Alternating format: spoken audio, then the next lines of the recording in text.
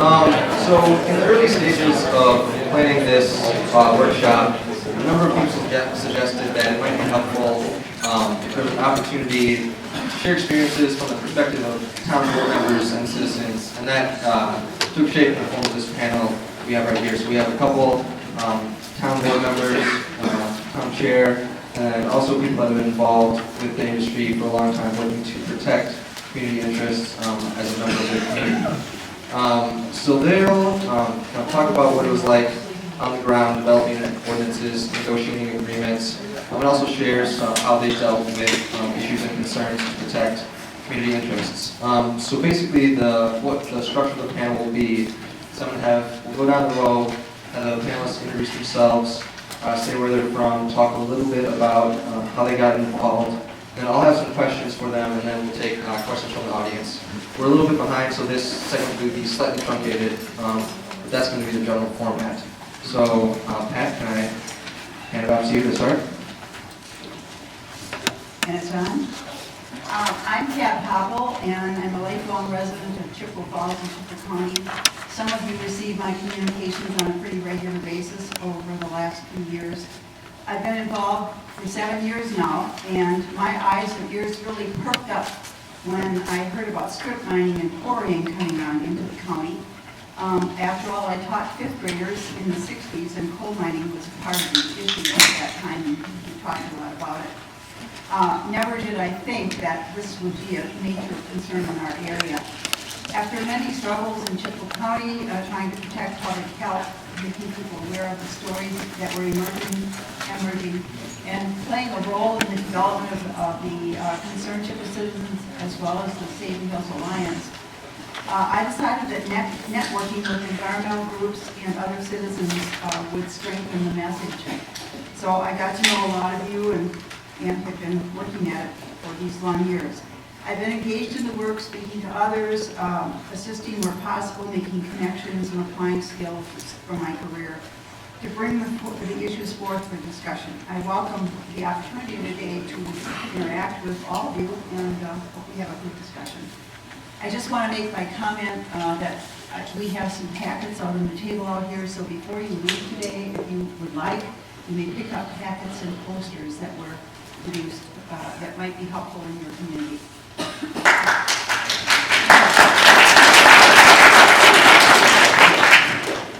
Well, my name is Ken Schmidt. I'm from the town of Howard, Chippewa County. Usually, I've given a few presentations around the state and been involved in a couple other issues associated with mining. I usually put a couple disclaimers out there. The first one is that I've always said, or I've said from the beginning, the mine here and there isn't the end of the world. It's going to be the scope and scale that's the problem, and I think when you get up into northwest Chippewa County and southern Barron County, that's a very true statement. The second one is I've done business with people on both sides of the issue, and I continue to, and I will continue to. It's not a litmus test for me one way or the other. And many of you, I've taken probably close to 200 people on tours, or 2 bus loads in there that helps. And it's been a lot of different people. It's been everybody from very liberal journalists from out east, conservative publications. There's been a lot of citizens. When a mine comes into the area, they'll come take a tour. There's been some town officials, very few state officials, and there's even a couple of staffers for federal representatives. And actually, they were both in the same car from opposite parties. And I kind of wondered ahead of that if I should have a bulletproof vest on, but there was no button, and everybody was pretty civil. I was kind of surprised. So it gave me a little bit of hope. So there is a little hope on the horizon. So,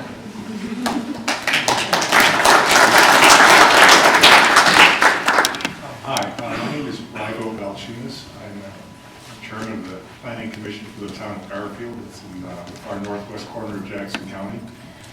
My involvement began a couple of years ago when in our town we received notice that a developer was interested in developing a couple of parcels of land within our town, one for a mining site and one for a processing plant. And the mining site was a quarter-mile from my house. So all of a sudden, up until that point, I wasn't very familiar or knowledgeable with the sand mining issue that closely, and I became informed very quickly.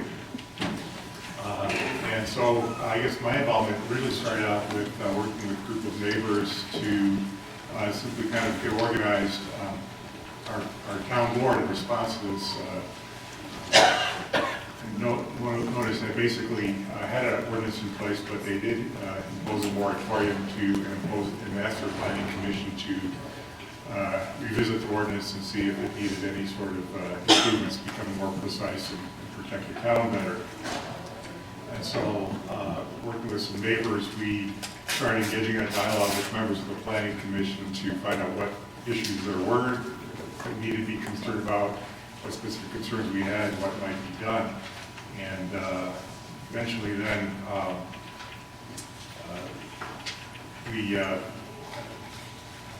I became, one of the members stepped out, and I actually became a member of the planning commission, and then you sort of struggled with, like, how the heck do we do this?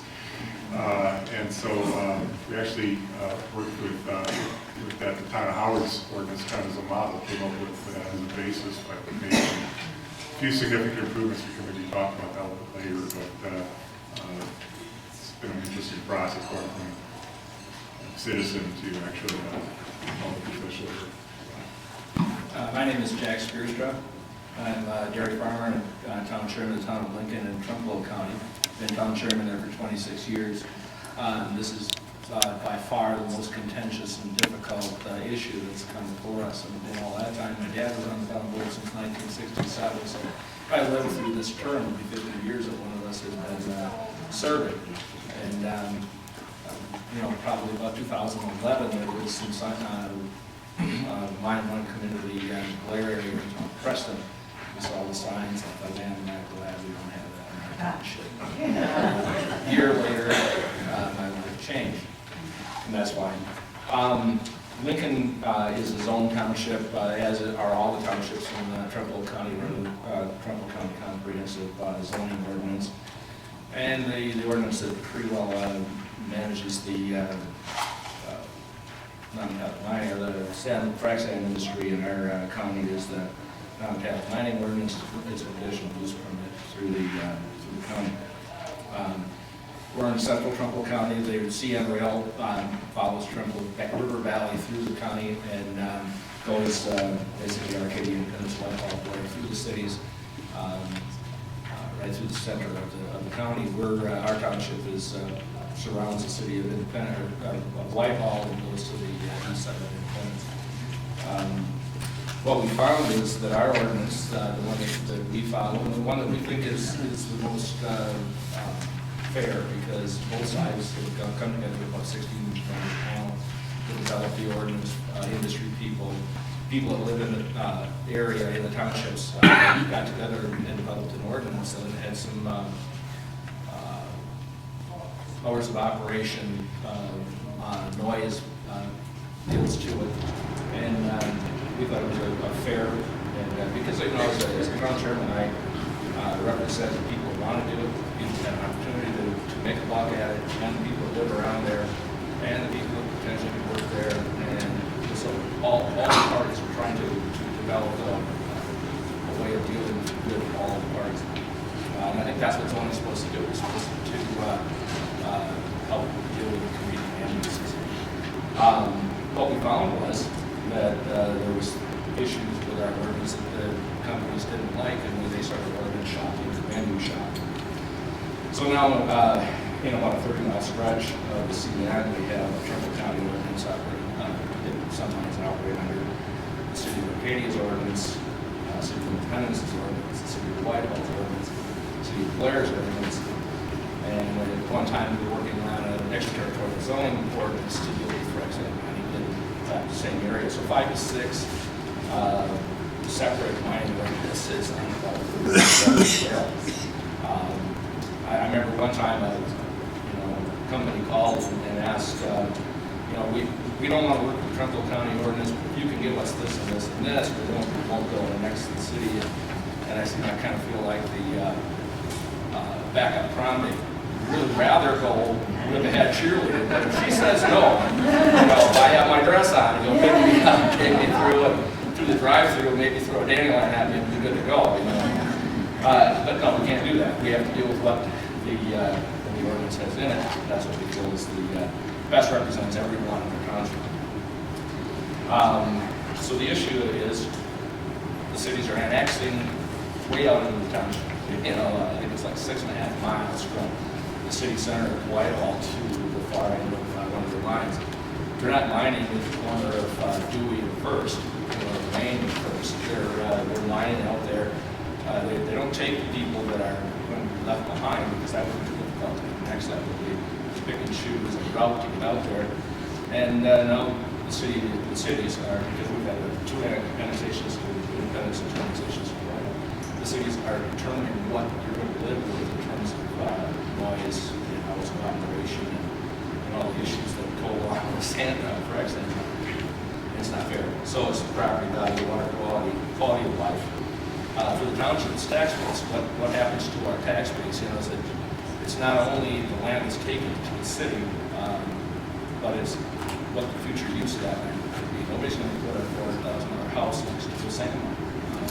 So you lose the potential, and nobody's going to go and build a large animal operation if there's potential that there's a sand mine.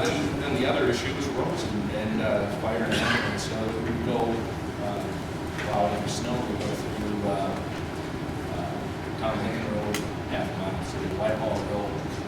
One road may be split north-south, so one side is the city, one side is the township. And we've been pretty much taking care of the overall application to keep roads clear and safe for people.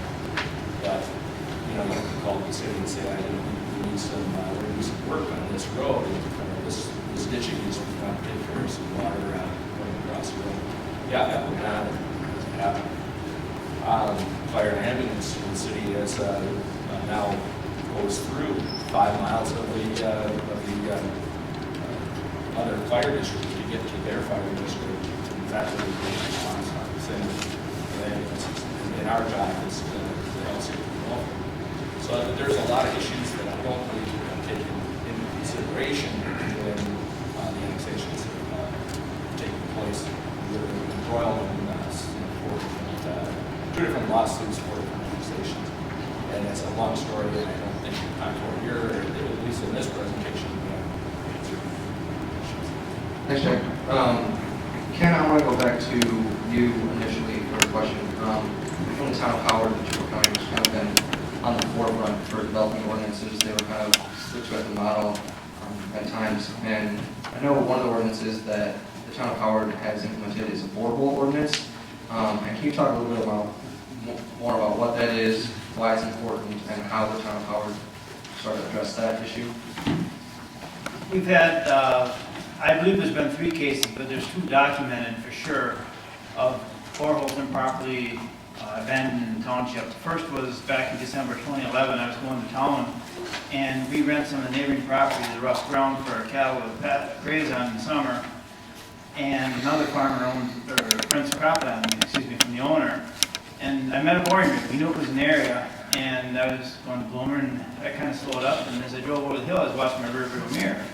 And he turns into the field driveway for this farm, and I'm thinking, well, that's kind of odd. As far as I know, Cheryl's not going to sell sand, and she's not going to have a landlord. So I thought, well, I got a little time, so I went around the section, and I stopped Cheryl and said, "Hey, Cheryl, they're boring for sand on your land." And she says, "No, they're not." I said, "Well, yeah, they are." She said, "Well, what do I do?" I said, "Well, I guess I'd call the sheriff's department. I mean, they're trespassing, they're boring on it. I think you want an official record of what's going on." So she calls the sheriff's department, and the next phrase out of her mouth is, "Ken," she says, "you go down with the deputy. I gotta go take care of my granddaughter." I said, "Well, thanks."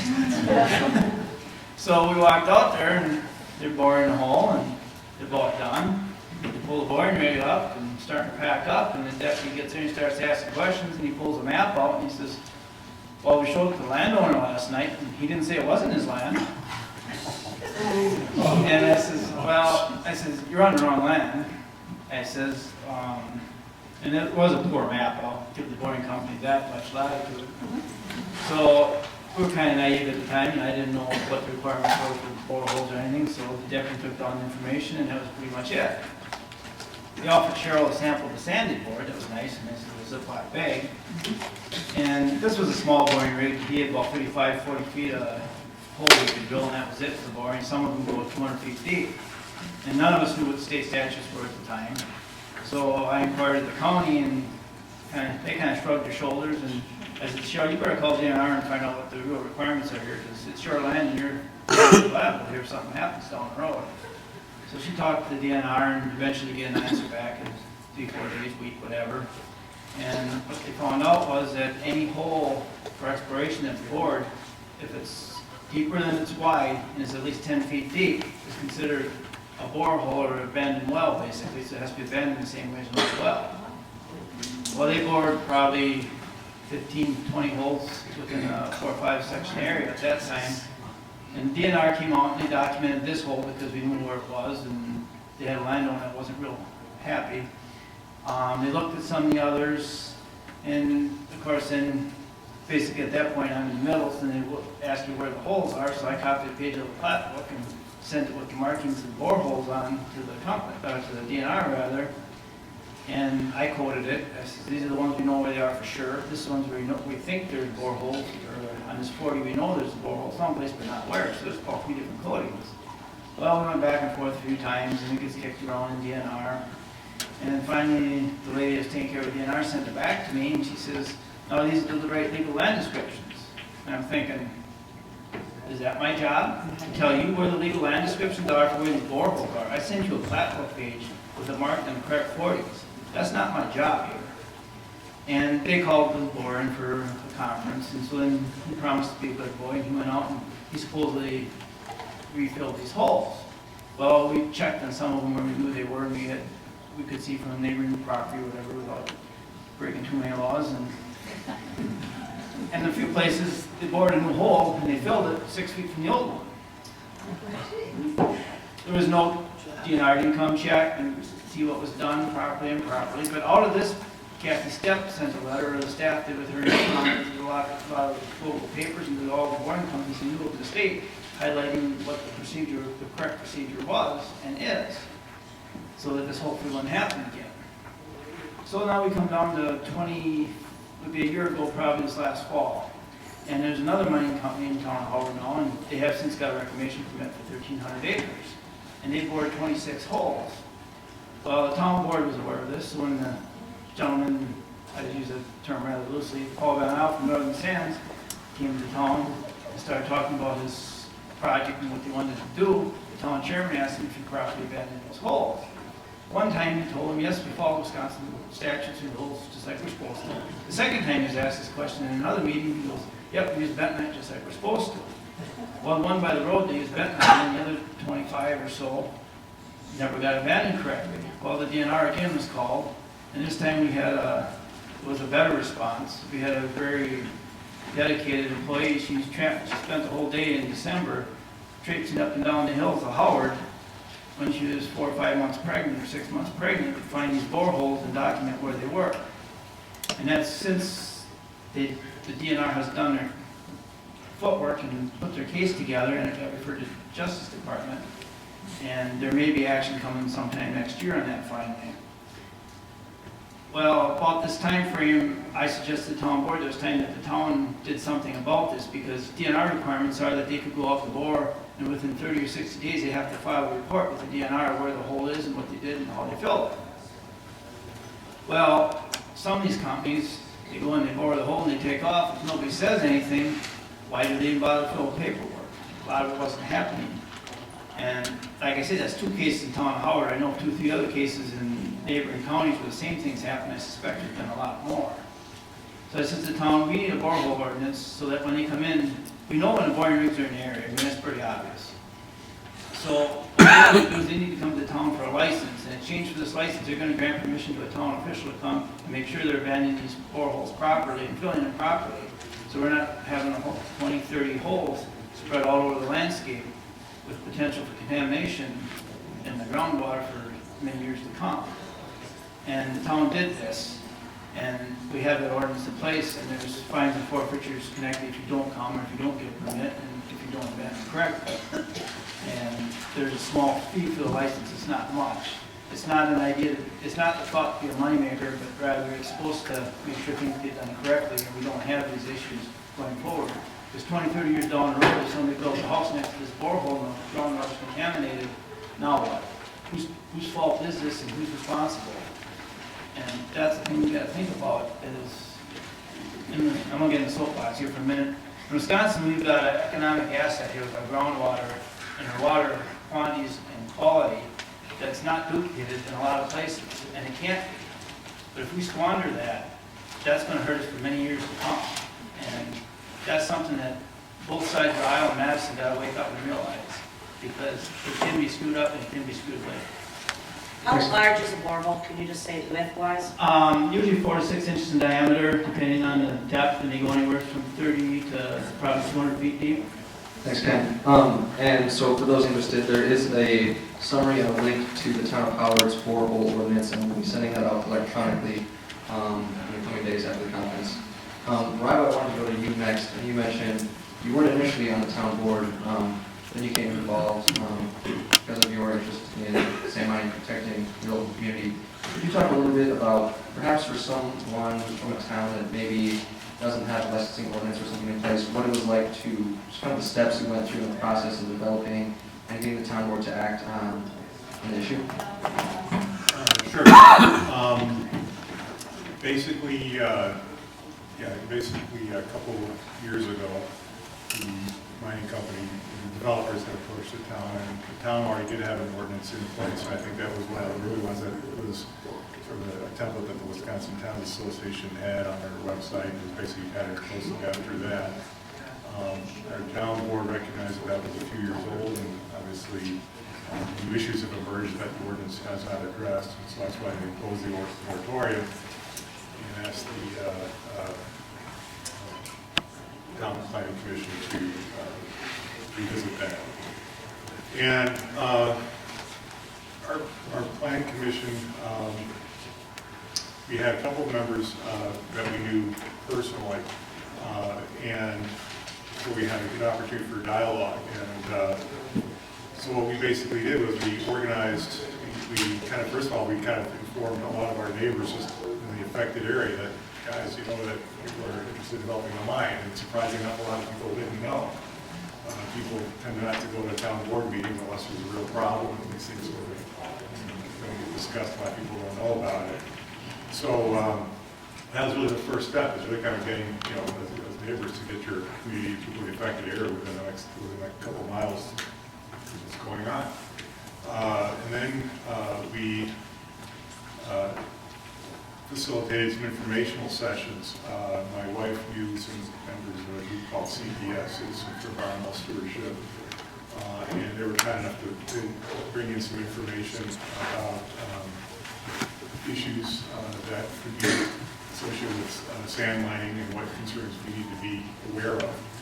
And so we had a public meeting in a town church, and was attended by members of the planning commission and interested residents in general. So this kind of one thing, here's the issues, here's what happens when you negotiate with, things you have to be aware of as you're negotiating agreements or ordinances. And then we started looking at various ordinances. That's what we found out from the CES about the town of Howard's ordinance and the prototype that it could be. We then had a group of neighbors kind of go through that, and we kind of looked at, well, what did we like about it, what concerns did we feel could be better. And then we kind of had those discussions, communicated that to our planning commission members. And one of those planning commission members, fortunately, is married to an attorney, so we got some free legal help there, and making sure the stuff all passes legal muster. But anyway, this stuff we basically then, the kind of Howard ordinance was edited to reflect some of our concerns, and that was then discussed with our planning commission, and then eventually that was recommended to the board. And I think the town of Howard ordinance is a great ordinance. I think one of the big issue that we changed, that we added to, and this kind of addresses some of the questions that came earlier, is how do you protect water quality? What can you do to protect that? And what we basically, as a condition of our granting a license, is that the mining company needs to provide a water guarantee, a water quality guarantee, basically stating that if within a certain radius after the mine commences operation, all of a sudden the water coming out of our tap is this brown muddy trickle, or it starts to get all milky and cloudy and smells funny, that the mining company is obligated to guarantee our water quality and make arrangements to provide acceptable water to the affected town residents at their expense. And that they are presumed to be the cause of that unless they can show otherwise. And logic simply being that if no one's water was a problem until they started operating, then it's pretty clear. And so there's still the opportunity for them to show that if it's not their fault, then they can prove it and they're not obligated. But in the meantime, it's kind of the burden is on the mining company to guarantee that. So that's kind of the big change that we made with ours. Great, thanks. Speaking of water quality, I know, Pat, you've been talking to me and others about, I think the science is in the early stages of looking at what impacts groundwater there might be on water quality. What steps should a town or a citizen take right now to protect their groundwater quality? And can you talk a little bit more about what that issue is and why you think it's important? Well, I should say that it's important that every single person who lives near a frac sand mining operation or someone coming in really needs to have their water tested and really needs to make sure that they not just test for the basic things like bacteria, but for heavy metals.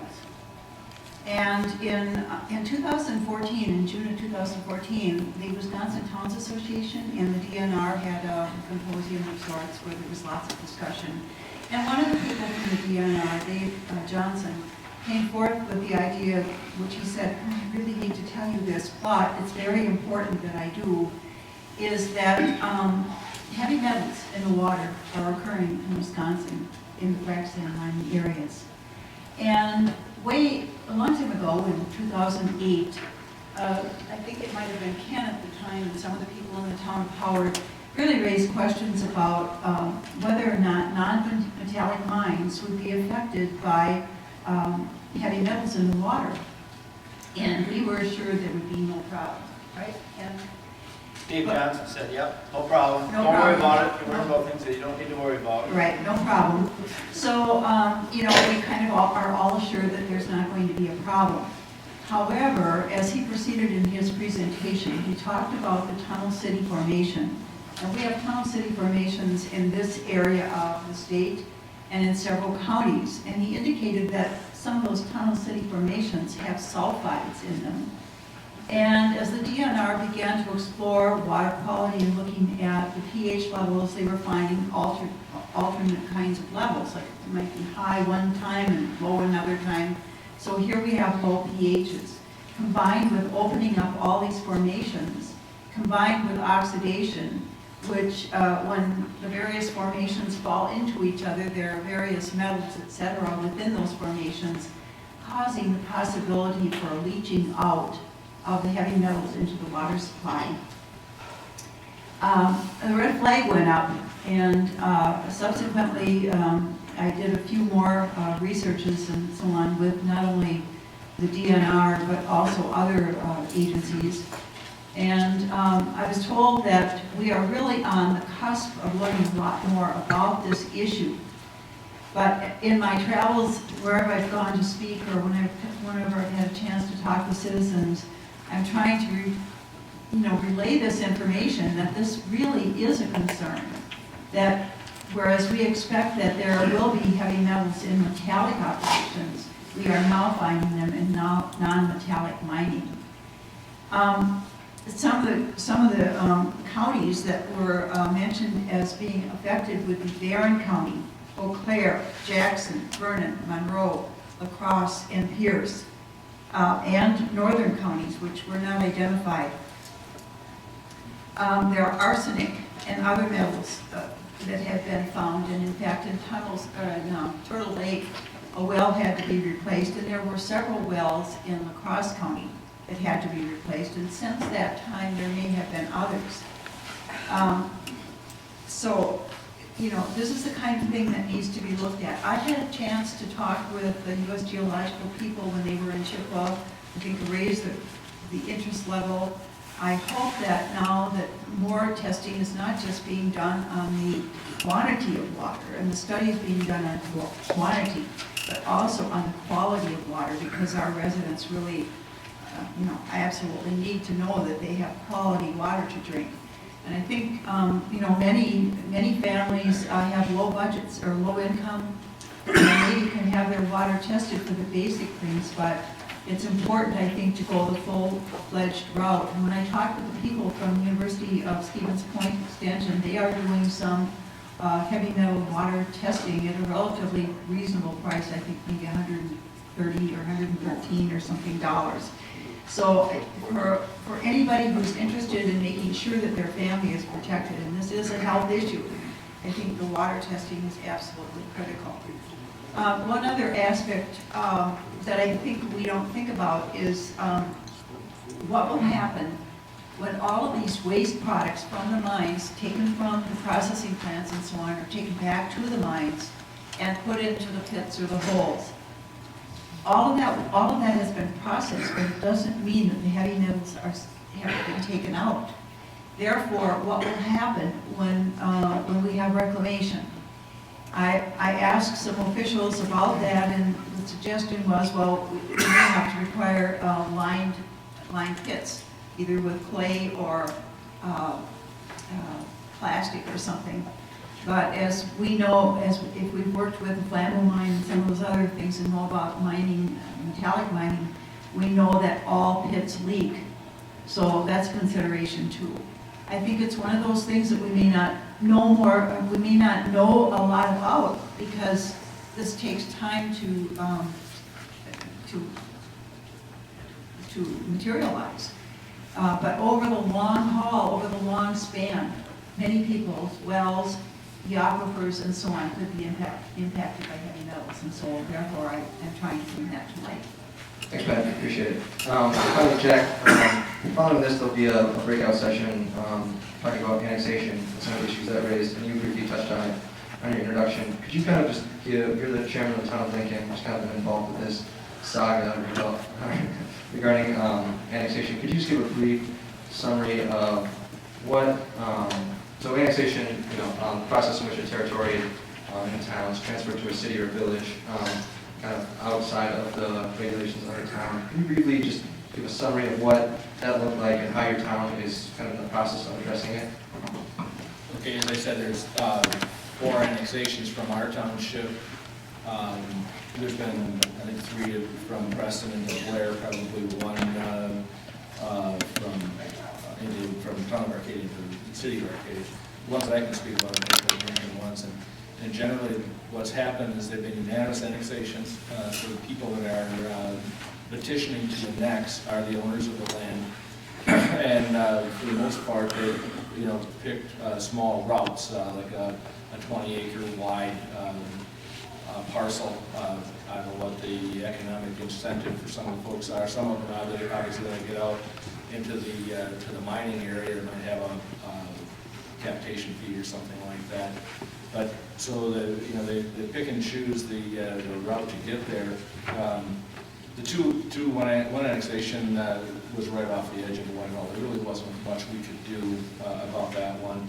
The other one was right off the edge of Independence. There's very limited in terms of what we can do in terms of the legal process to turn back an annexation, especially a unanimous annexation like that. So in those cases, we worked with the company, developed water quality property value guarantees, got a payment in lieu taxes for the township for what we'd be losing in terms of taxes over the years. And we've dealt with that as best we can. And it's never good enough. It depends on who you talk to. It was a learning curve, and we did what we thought was best at the time. And of course, the issues with working with water quality and property value guarantees is now it's not part of the regulatory framework. It's part of a contractual agreement with the company. because the cities can't actually go outside of their jurisdiction and say, now you will provide property guarantee to the people in town of Lincoln. They can't do that. So now we have to, for the most part, the company that we have this has been working pretty well with, but it's our obligation then to, on water quality issues we're having, it's our obligation to prove that it's a problem and find, the only recourse is to take them to court. I suppose if we don't come to agreement, we would take them to court for breach of contract versus being able to shut down the permit. So that's what we've got. The other two are long strings with a balloon at the end. Those are a little more problematic from a legal point of view. We went to the Department of Administration on both those annexations, got an opinion from them that they were not legal. That's the only way that we can sue in that case. We have to pass that muster first. Got those opinions, filed a lawsuit against the respective cities that have done the annexation, Independence and Whitehall. They're both pending. One with Independence, we're working on a boundary agreement with them. It was a small part of our township that was lost, and a larger part of the town of Arcadia. Town of Arcadia didn't contest at the time, didn't contest the annexation. That board's no longer seated. There's a new board in town of Arcadia. But for us, we're working on a boundary agreement, which I believe will be put in place soon. And that will not allow the city of Independence to annex more than 60 acres from either the town of Lincoln or the town of Burnside without our express approval. And that we felt was the best way to represent our constituents, because there are more places that would work for annexation. We have a fair amount of land along the CN in our townships that would work for loadout sites, and then they would run elevation equipment down to that from up in the hills, which is on its way. The city of Whitehall one, that's as I said, I believe it's about 6 miles from the city center to where the mine would take place. Haven't gotten to any kind of a agreement on that one. That might go all the way through the court system. Remains to be seen. So it's been a real learning curve for us, all the legal processes of it. We just feel that the best thing that we can do for our residents is to keep the land in the township, keep the any sand mine that would take place there under the county ordinance, which is the one that has been approved by hearings. That I've sat through hearings with literally hundreds of people in the county that said, well, we don't like this a whole lot, but we can live with it. Now when the city goes and develops an ordinance, it's well, we don't care because they can't vote for us or vote us out of office anyway. So that's been the way we've dealt with it. And like I say, there's all kinds of kind of radicals either down when you get into the legal process. Thanks, Jack. So now we're going to take a few questions from the crowd. We're already running a little bit behind, so it'll be just a few, and then we'll have maybe 15 seconds from closing thoughts from each person, and then we'll break up. So, yeah, Tim back there. Thank you, David. My name is Tim Zeglin. I'm the county board supervisor from the district of Trimble County that includes the town of Lincoln. That's Jack Spears' township. And so I'd like to add a few refinements to what he's told you, maybe broaden the significance of this, because I think what the town of Lincoln has done has really great implications for all the townships in the state of Wisconsin. The town of Lincoln has really taken an unprecedented step here by engaging in two legal challenges. They've taken on two large entity, or not two large entities, but they've taken on two towns who seem to be invincible, who seem to be invulnerable to a battle of large sand companies. The town of Lincoln has done that after losing territory to two previous annexations. So I think in the breakout session, some of you might want to talk to Jeff about what happened in the town of Lincoln. How did a town that was almost 50-50 split between pro-sand and anti-sand and willing to acquiesce to two annexations, what happened in the town of Lincoln that suddenly gave the township the political will to get into two legal challenges, two very expensive legal challenges, two very contentious legal challenges, yeah, because I've already told you. I already know the answer to these questions, but the answers, I think would be of widespread interest to everyone. So you might want to ask Jim. Thanks, Tim, appreciate it. Other questions?